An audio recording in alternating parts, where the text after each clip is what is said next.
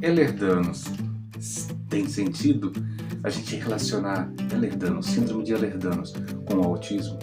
Aquilo que parece que não tem sentido, muitas vezes tem correlação.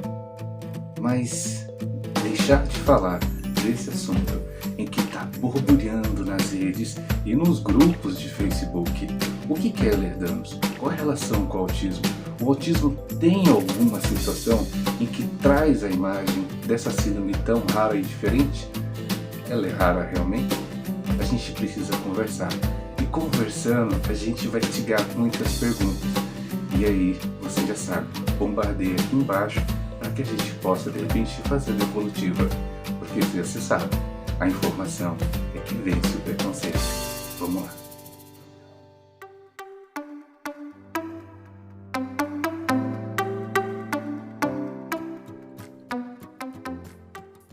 Desde que descobriram e andam pesquisando muito sobre a síndrome de Ehlers-Danlos, que é uma síndrome rara em que o tecido conjuntivo e o colágeno têm uma absorção diferenciada dentro do organismo.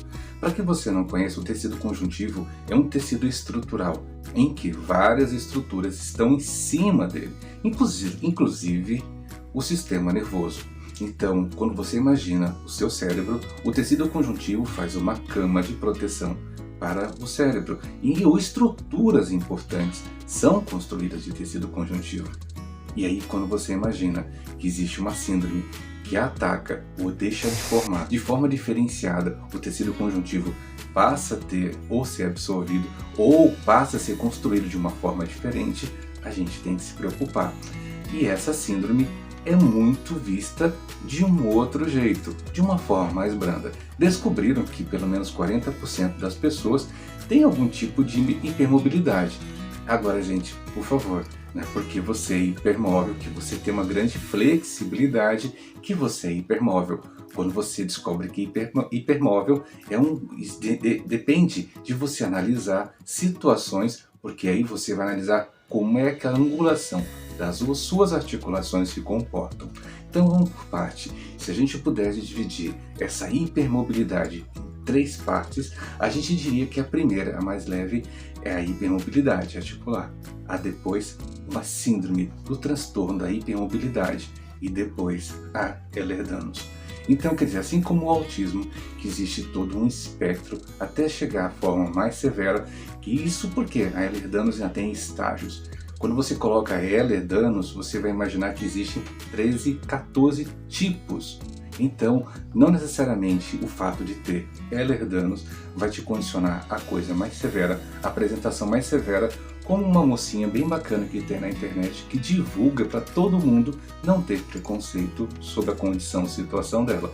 Ela é maravilhosa nesse sentido. Ela apresenta de forma bem clara as limitações, mas também as potencialidades, assim como as pessoas autistas.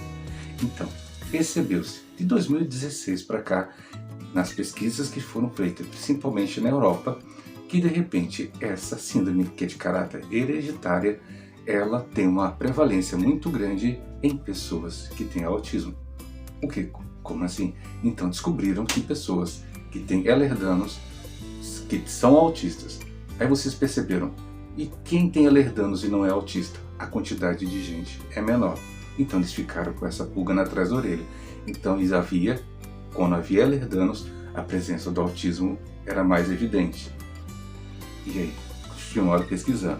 Aí foram atrás e descobriram que pessoas que têm hipermobilidade, uma grande parte dos autistas tem hipermobilidade articular. Então, hipermobilidade articular, lembra? Primeira fase dessa fase didática, aí você fala do síndrome da hipermobilidade, que aí nós vamos ver situações ligadas ao reumatismo. Você conhece alguém, né, que tem uma comorbidade ligada a reumático, seja fibromialgia, entre outras, e coincidentemente é uma pessoa autista. Então não quer dizer que a pessoa que tem fibromialgia, ela é autista. Nós estamos falando que a possibilidade da pessoa autista ter situações ligadas a hipermobilidades são grandes. As pessoas que têm a síndrome de Ehlers-Danlos muitas vezes também são autistas. Então eles começaram a fazer conexões e buscar aquela situação da herança e da genética, para saber se havia alguma coisa ligada lá atrás à genética e herança. aí fica um alerta. Um alerta mesmo, porque esse vídeo ele não pode ser utilizado como uma ferramenta de opressão.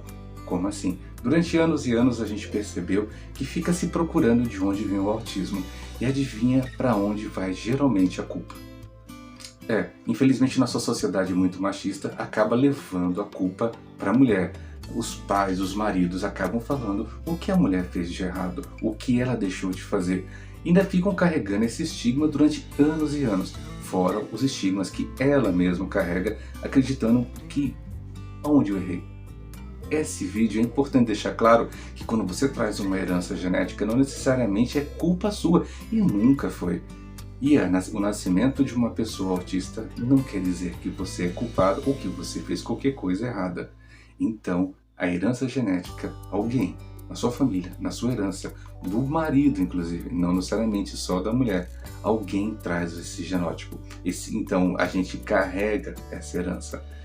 E aí a gente volta para que você entenda que ao entender de onde que há a herança genética, não existe um culpado.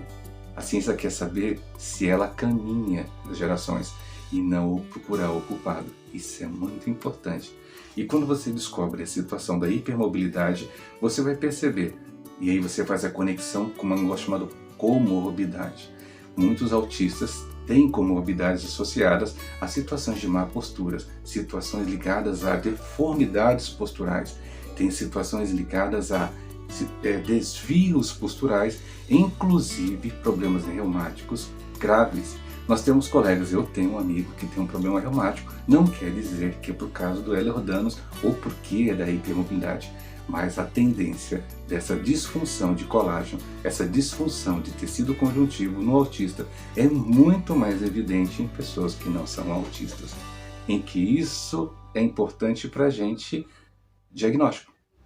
À medida que você percebe que o seu filho tem hipermobilidade, ele é autista e hipermobilidade, a gente tem que com mais carinho procurar profissionais que possam identificar precocemente se aquilo é hipermobilidade ou já é síndrome de hipermobilidade.